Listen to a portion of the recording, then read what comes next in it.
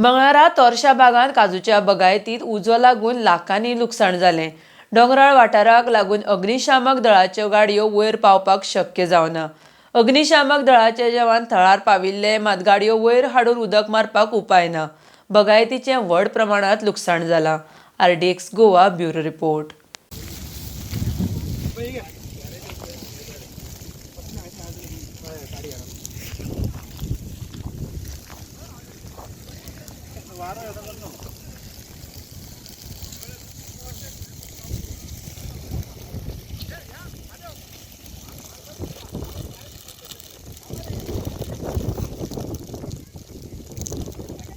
हजारो लाखाची नुकसान झाली आहा। बरोबर।